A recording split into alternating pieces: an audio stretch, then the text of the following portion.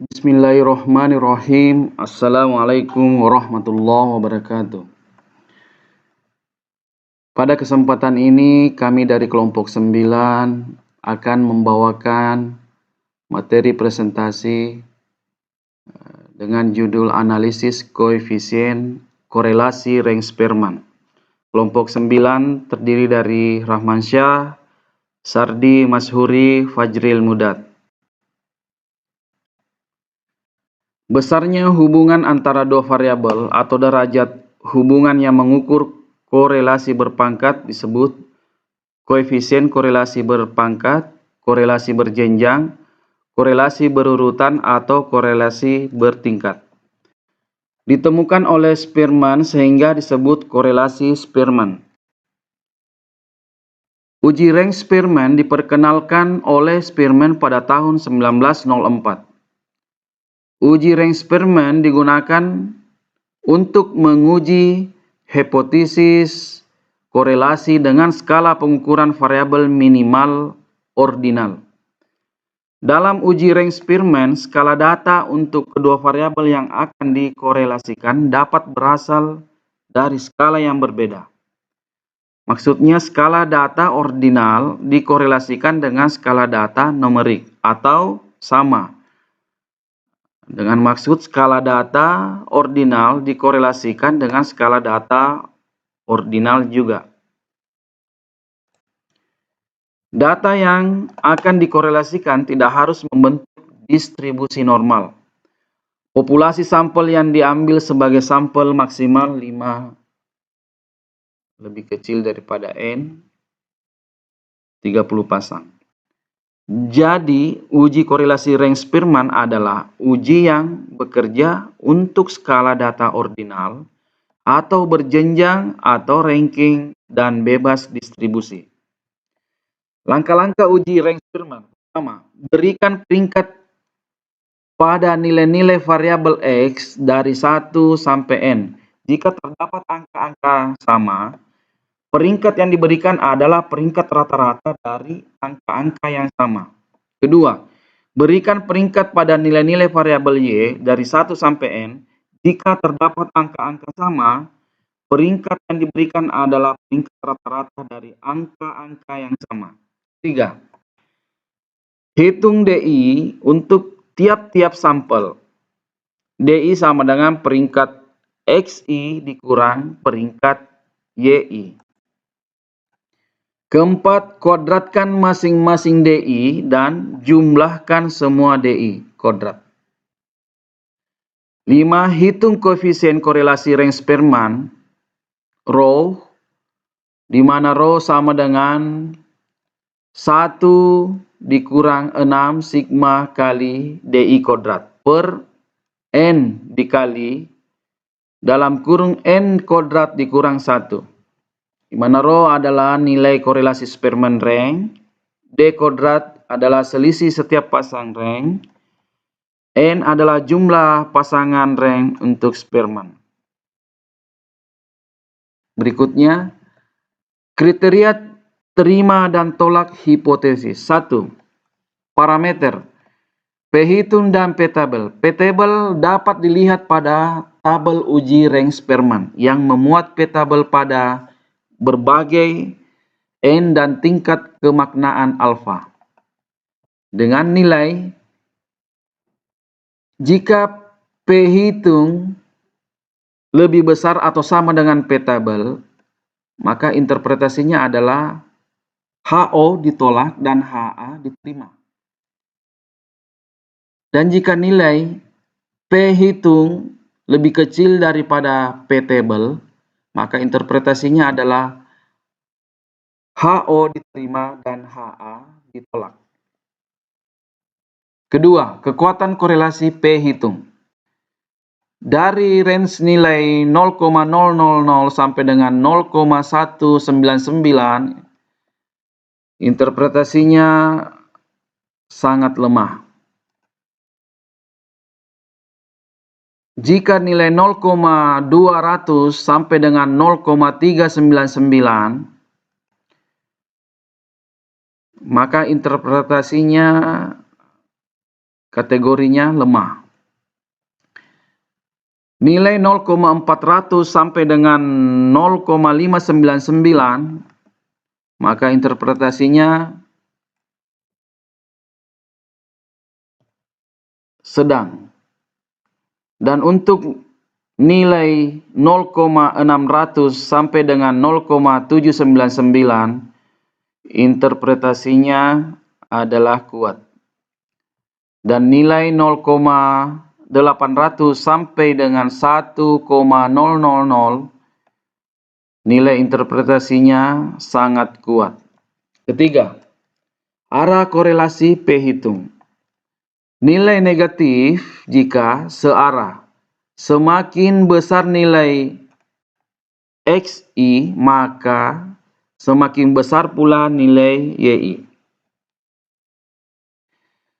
Nilai negatif jika berlawanan arah. Semakin besar nilai XI, semakin kecil nilai YI, dan sebaliknya. Contoh soal. Sebuah penelitian dilakukan untuk mengetahui korelasi antara kadar SGOT unit Kermen per 100 mili dengan kolesterol HDL mg per 100 mili pada 7 sampel yang diambil secara random. Hasil pengumpulan data dapat dilihat pada tabel di bawah. Sebagaimana kesimpulan yang dapat diambil dari data tersebut, di mana alfa sama dengan 0,01. Jadi terdapat data sampel dari 1 sampai 7 dengan kadar SGOT-nya dari 5,7 sampai dengan 21,0. Dan kadar HDL-nya nilai 40,0 sampai dengan 46,5. Dengan catatan hasil uji normalitas data tidak terdistribusi normal. Berikutnya, prosedur uji. Rumuskanlah hipotesis riset. HO tidak ada korelasi antara kadar SGOT dengan HDL. HA ada korelasi antara kadar SGOT dengan HDL. Kedua, rumuskanlah hipotesis statistik. HA rho tidak sama dengan 0. HO rho sama dengan 0. Ketiga, tentukan nilai P-table pada N sama dengan 7, alfa sama dengan 0,01 sampai dengan 0,8571. Keempat, hitung nilai P hitung.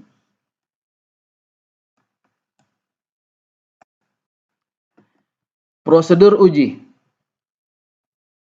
Buat tabel penolong untuk menghitung ranking. Jadi dari data sampel kadar SGOT dan kadar HDL pada slide sebelumnya, kita buat tabel untuk menghitung ranking. Nah, dari sampel 1 sampai 7 ini, kita akan membuat ranking mulai dari data terendah sampai dengan data terbesarnya. Begitu juga dengan kadar HDL, kita akan menghitung rankingnya mulai dari nilai terendah sampai dengan nilai tertinggi. Jadi kadar SGOT ini kita berikan variabel XI, sedangkan ranking kita berikan variabel X. Kadar HDL kita berikan variabel YI, dan rankingnya kita berikan variabel Y. Jadi Pertama-tama kita harus membuat ranking dari kadar SGOT. Dia dari data 1 sampai 7. Mulai dari data terendah kita ranking itu. Data 5,1 kita ranking ke 1. Data kedua 11,3 kita ranking ke 2. Data 13,5 kita ranking dengan 3. 15,1 kita ranking dengan 4. 17,9 kita ranking dengan 5. Data 6, kadar SGOT-nya 19,3 kita berikan ranking ke 6. Dan terakhir data ke-7 dengan nilai 21,0 itu berada pada ranking ke-7. Nah, begitu juga dengan kita memberikan ranking pada data kadar HDL, di mana data pertamanya 40,0,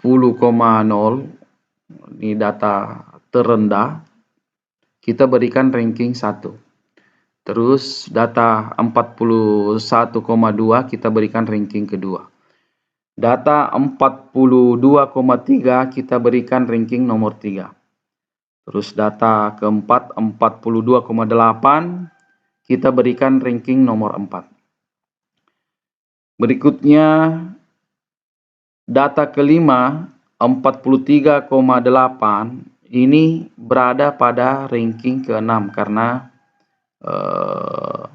posisi ranking nomor 5 ini berada di data di bawahnya, itu data ke-6 43,6. Itu di ranking ke-5. Dan terakhir data 46,5 itu kita berikan ranking ke-7. Nah, setelah kita membuat urutan ranking dari data kadar SGOT ini dan kadar HDL, kita membuat urutan rankingnya mulai dari data terendah sampai tertinggi, maka dibuatlah tabel DI-nya. Tabel DI ini datanya didapat dari selisih antara ranking X dengan ranking Y. Jadi ranking X itu dari kadar SGOT dan ranking Y dari kadar HDL. Jadi kalau kita hitung selisihnya, di mana DI, data pertama ranking X dengan Y ini, kalau kita hitung selisihnya adalah 0. Di mana data ranking 1 kita kurangkan dengan ranking 1 juga, hasilnya adalah 0. Begitu juga dengan data kedua, dengan ranking kedua pada X dengan ranking kedua pada Y dengan nilai yang sama, berada pada posisi ranking kedua. Kalau kita hitung selisihnya adalah 0, di mana 2 dikurang 2 sama dengan 0. Begitu juga dengan data ranking ketiga pada kadar SGOT dengan nilai ranking posisi ketiga dengan nilai ranking Y, kadar HDL pada posisi ketiga juga dengan nilai sama, maka hasilnya juga 0. Terakhir, pada data yang sama adalah data keempat, di mana nilai ranking X dengan Y sama, selisihnya adalah DI-nya adalah 0. Pada data kelima, di mana ranking X berada pada ranking kelima, sedangkan ranking Y berada pada ranking Y. Kalau kita hitung selisihnya DI-nya, di mana 5 dikurang 6, itu hasilnya adalah -1. Pada data ke-6, ranking X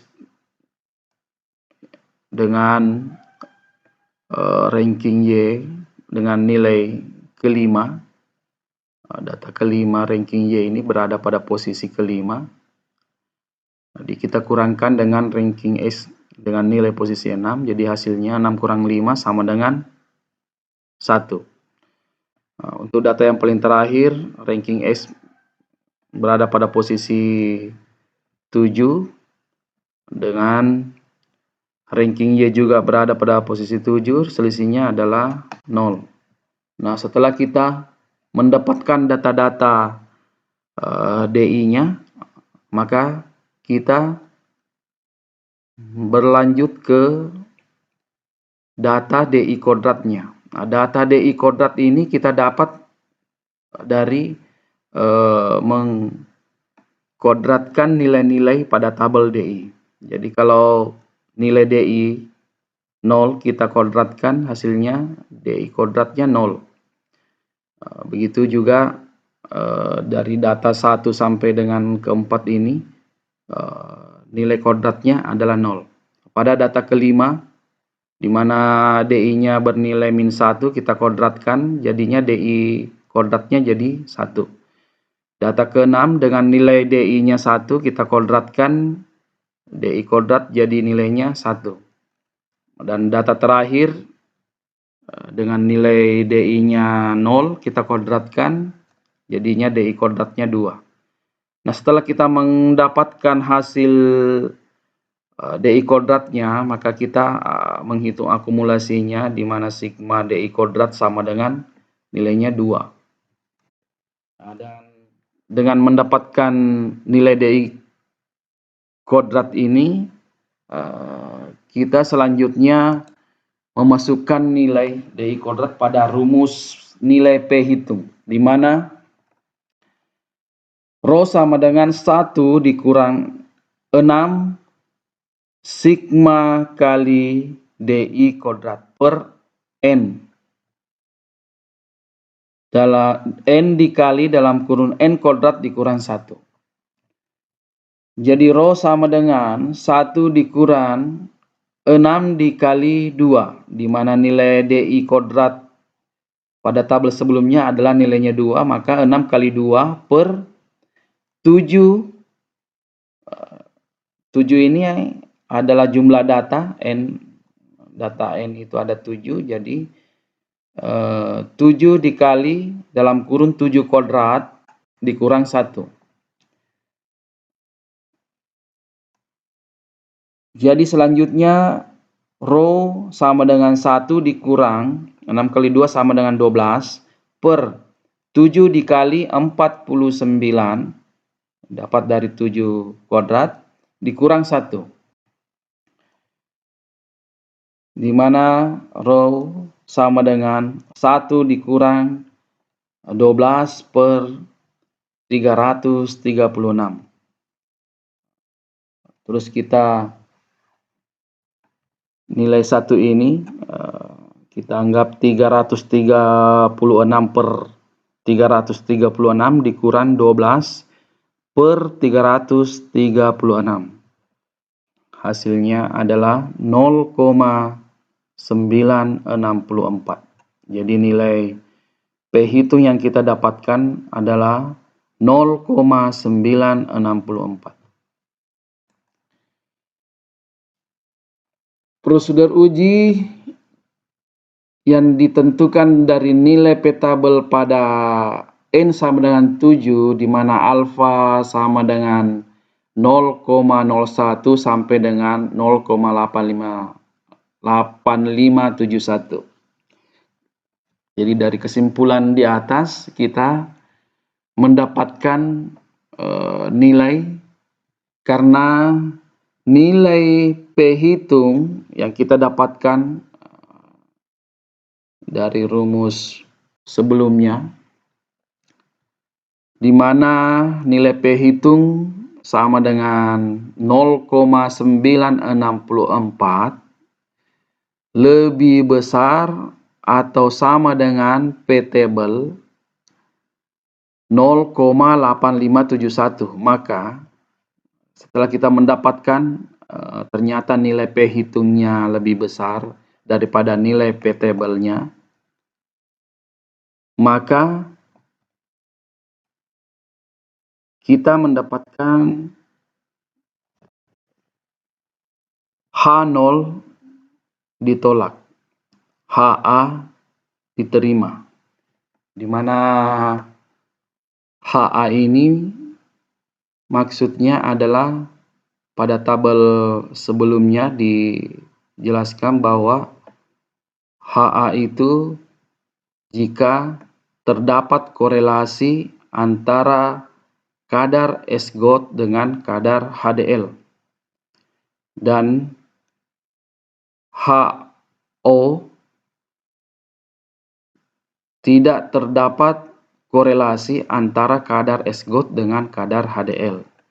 Jadi dari hasil nilai P hitung di mana P hitung ternyata lebih besar daripada P table, maka sesuai keterangan tadi di atas, maka dapat disimpulkan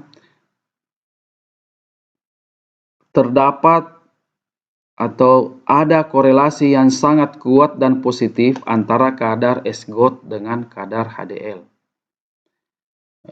Dari kesimpulan tersebut, maka kita bisa memastikan bahwa hasil dari korelasi Spearman yang kita gunakan pada contoh soal itu, kita dapat menentukan bahwa ada korelasi yang sangat kuat dan positif antara kadar S-GOT dengan kadar HDL. Demikian, terima kasih atas kesempatan yang diberikan. Lebih dan kurangnya mohon dimaafkan. Wabillahi taufiq wal hidayah. Assalamualaikum warahmatullahi wabarakatuh.